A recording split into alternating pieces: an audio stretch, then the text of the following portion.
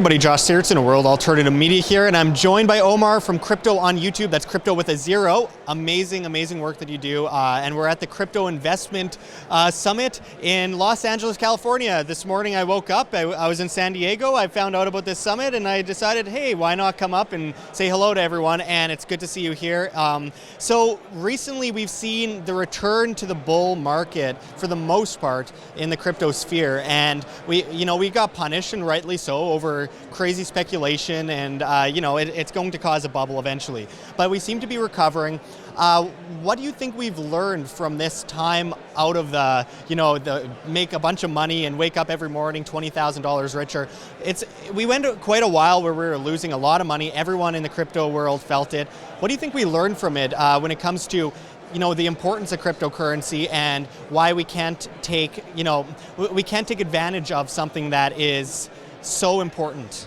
We learned a lot. I mean, I just off the top of my head, we learned about taxes. So we have to be careful about trading too much, because unless we're doing privacy coin trading on decentralized exchanges, I think I read an article last night, Japan banned privacy coins on exchanges. I don't know if it's true, I haven't researched enough, but that's insane and something we're likely to see because governments want to be able to track this. So taxes, if you don't want to have a lot of trouble, especially this year in the United States, do not trade very much. So we might see a movement away from as much trading from smaller investors.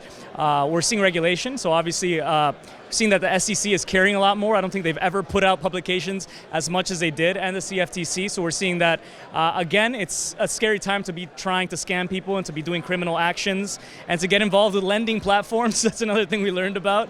And of course, you're going to hear it over and over, but there's a reason for it, which is education. It's important to be educated. Why am I invested in what I'm holding right now? What bags am I holding? So that's what we're seeing from these people who invested at the top, like you said. Yeah. And I mean, the fundamental of freedom itself is responsibility. So people have to do their own due diligence, and just recovering from this whole thing, I feel like it allowed us to sit back a bit and think about what cryptos are really here for, and that is decentralization, pulling away from central banks, making governments irrelevant to the matter when we have the decentralized blockchain right there that can basically help us in any field. I mean, it's not just money. I mean, this is social media, this is mainstream media. Get rid of the mainstream media, replace it with the blockchain, and basically everything you could think of. How important is it to really focus on that main point instead of just constantly thinking about how much money we're making? I mean, it all goes back to money, like I said in an earlier interview. At the end of the day, it's about value, and it's something you just talked about in the interview you did on my channel, which is it goes back to power. Money is power. It's just a fact of life. It's really value transfer. What is money? But it's freedom. If money really is freedom. The more money I have, the more I can do what I want to do in life. And the less that other people control my freedom, the more privacy I have if I can control the money supply. And it all comes back to it, because social media, it's about money. At the end of the day, most people want to also use social media because they enjoy the dopamine rush. Sure, they get it. When they put up a good piece of content and they get a reward for it in the form of likes. But what if those likes also had the value that Facebook is taking in the middle? And that's what Steemit is doing for us, for example. So yeah, I mean, you could say that it's not about money, but at the end of the day, it kind of is, because it gives us the ability to do what we want to do in life. And it gives us the freedom to and the time to be able to do that. Like, I'm a musician, and so I'm able to practice more. I'm able to compose more pieces. I'm able to pursue those dreams. As an actor, which I also have, when I studied theater performance, I have a 5-year degree in it, and I think I still owe $35,000 to the government that I don't want to pay.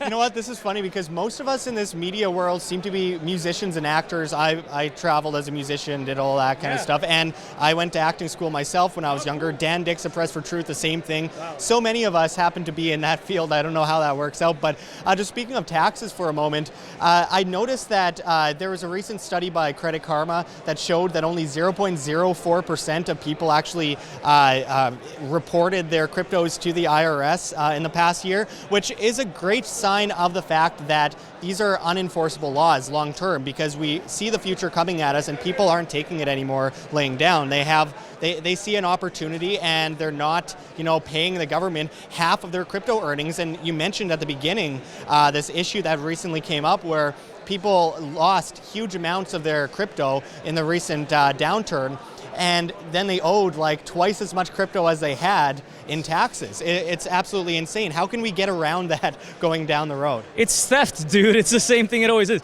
Taxation is theft. It's true. They're taking away our real money.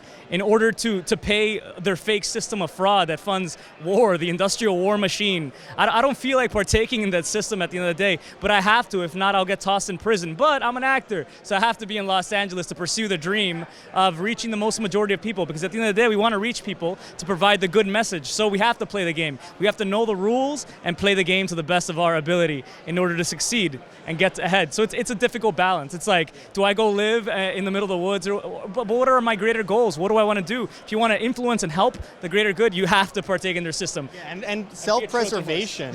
Self-preservation is one of the basics of life, liberty, and property is self-preservation. So if you're in jail, you're not doing any good. Though, I mean, there are legal ways around things. We're not going to go into that because that is how you go to jail, just by telling people about that kind of stuff. Yeah. But the point is, it's very important that we preserve our life and liberty and property. And with that, sometimes you have to bite a bullet, because we are heading into a new revolution without a shot fired in the crypto space. And that is a beautiful thing. And hopefully we will be able to get out of that system someday soon. I think it's coming very soon, you're right. And I don't know how close we are to the end, but I'm interested. What do you think? How close are we to the end? I heard recently 3% interest rate seems like a good one, perhaps. So it's possible we're right near there if you look at things. And if that begins to happen, like we actually see an economic downturn, we've never had cryptos around during an economic downturn. I think I would love to see the infrastructure, the security, all these things get built up a little bit better so that it can happen in a safe way, the transition, because I don't want people to get hurt. But hey, I think cryptos are going to be the real big winner out of this. Well, yeah, the cryptos were the answer to the last big economic bubble. And of course, fundamentals are off the table due to the level of manipulation in the monetary system, in the markets. So you can't put a date on when it's going to happen, but you know it's going to happen. And we've seen it over and over again every single time since 1024 AD in China.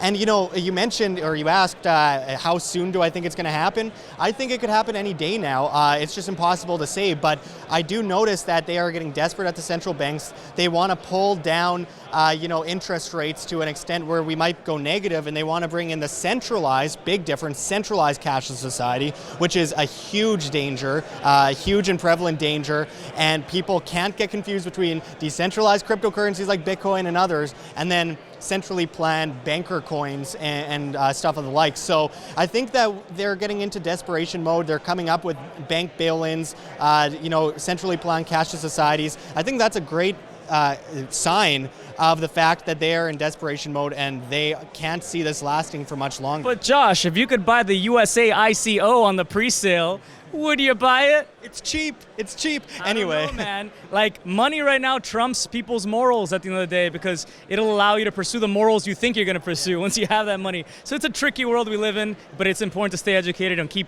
on the front line. So thanks for providing all that awesome information, Josh, and keep at it. I hope you continue to. Yeah, absolutely. Stay away from that altcoin we call fiat. Thank you very much for joining us today. Love that. Thank you. Like what you see here, WAM? Don't forget to check the links below. GoFundMe, Patreon. We can't do it without you. Any donation is very much appreciated, especially as we are so overwhelmingly demonetized and censored by YouTube, as the ADL comes in and flags all of our content as hate speech. Also, check our Bitcoin address in the description as well as on the screen for you to scan if you please. And also find us at steemit.com at Josh Sigurdson, the future of social media, where you get paid in the upvote of your post in Steem, the cryptocurrency. And also find us at the Red Pill Expo, which we have a reference link for below in the description and the comments as well. Hosted by G. Edward Griffin, amazing speakers coming out to speak this year. Don't miss it. It's in Spokane, Washington, June 21st to 23rd. We hope to see you there. But until next time, this is Josh Sigurdson signing out from World Alternative Media. Find the truth, be the change.